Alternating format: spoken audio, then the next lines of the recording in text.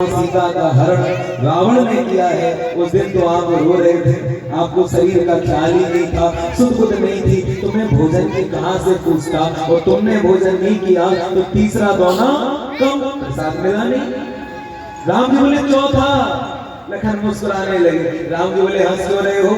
लक्ष्मण बोले भैया जिस दिन मेघनाथ ने मुझे शक्ति मारी उस दिन तो मैं सो रहा था, अब मुझे क्या पता आपने भोजन किया या नहीं किया, तो उस दिन मुझे प्रसाद नहीं मिला। वो 4 दोने कम थे और भैया बाकी सारे दोने पूरे हैं। ऐसा भाई भाई का प्रेम है, ऐसे राम लखन का प्रेम है, और ऐसे लखन को राम ने घर से किया। अरे भैया वो कथा ऐसी है कि यमराज की लिखा पढ़ी है, हिसाब किताब में कुछ गड़बड़ी हो गई और उसे बिना नारायण के कोई सुधार नहीं सकता था। लेकिन नारायण उस समय राम के अवतार में थे। हमारे यमराज आए हैं राम से वार्तालाप करने के लिए। एक शर्त रखी है कि अकेले में हम और आप बात करेंगे, लेकिन हमारी बात को कोई सुने नहीं, और अगर कोई सुन ले तो आप उसे मृत्यु दंड देंगे। हमारे राम ने सबको कक्ष से, कमरे से बाहर निकाला। द्वार पाल बनकर कौन खड़े हुए हैं? हनुमान जी और लखन जी। और यमराज और राम का वार्तालाप चल रहा है। यमराज ने वचन मांगा है कि राम अगर कोई हमारी बात को सुन लेगा तो आप उसे मृत्यु दंड देंगे, मृत्यु दंड देंगे। उसी क्षण, उसी पल राम कथा में लिखा है कि दुर्वासा नाम के महात्मा आए हैं। कुछ संत कहते हैं कि अगस्त मुनि आए हैं।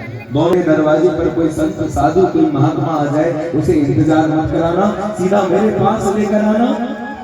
लखन इंतजार कैसे कराते? तो साधु को अंदर भेजते, बात सुन लेते तो मृत्यु दंड देना पड़ता। लखन खुद ही अंदर गए और जाकर राजा राम के चरणों में प्रणाम किया है कि राजा राम का अनुज भ्राता लखन राम के चरणों में प्रणाम करता है। एकदम राम जी चौंके, लखन तुम क्यों आए? यमराज बोले मृत्यु दंड दो। राम जी बोले सुन तो लेने तो आया क्यों है? सारी बात बताया। राज बोले मृत्यु दंड। राम लखन की तरफ देखें, मैं अपने भाई को मार कैसे सकता हूँ? एक उपाय बताया है कि अपने प्रिय व्यक्ति को हमेशा के लिए छोड़ देना ही उसका वध कर देना है। बोले लखन तुम अयोध्या को छोड़ के चले जाओ, दोबारा कभी मेरे सामने मत आना, मुझे अपना चेहरा मत दिखाना, वरना मुझे ना चाहते हुए भी तुम्हारा वध करना पड़ेगा। लखन रोने लगे। बोले हे राम मैं तुम्हारे बिना जीवित कैसे रहूंगा? मैं तुम्हारे बिना जिंदा नहीं रह सकता, मुझे तुम्हारी याद आएगी, मैं तुम्हारे बिना मर जाऊंगा। और गुस्से में आ गए। गुस्से में आते आते राम से बोले हे राम तुम बड़े हो ना, तुम अपने मन की करते हो, पिता ने कहा नहीं, तुम वनवास चले गए, धोबी ने क्या दिया, सीता को घर से निकाल दिया, आज महाराज यमराज के चक्कर में तुम मुझे घर से निकाल रहे हो। राम बोले लखन तू कुछ बोल मत, अगर तू आज नहीं जाएगा ना तो रघुकुल की रीत टूट जाएगी कि रघुकुल रीत सदा चली आई, प्राण जाए पर बचन न जाए। आज तुम नहीं गया तो लोग कहेंगे कि देखो महाराज जब अपने सगे भाई की बात आई थी तो राम वचन से पीछे आ गया। ये लखन तू चला जा। लखन गुस्से में बोले प्रभु अगर मैं पहले जाऊंगा तो अगली बार तुमसे पहले आऊंगा और बड़ा बन के आऊंगा, फिर मेरी चलेगी। और महाराज लखन जी गए हैं, सरयू नदी में कूदे हैं, शेष नाग का रूप लिया और शेष नाग का रूप लेकर क्षीर सागर में चले गए। बोलो भक्तवत्सल भगवान ने। उसके बाद कहते हैं भैया कि आप बलराम के रूप में बड़े बनकर आए हैं और फिर खूब मरा भौंसली जमाते हैं। अब तो हमारी चलेगी, मुझे बताओ देते भैया अपन बड़े। जब गायों को चराने जाएं तो कन्हैया से बोले लाला इधर आइयो।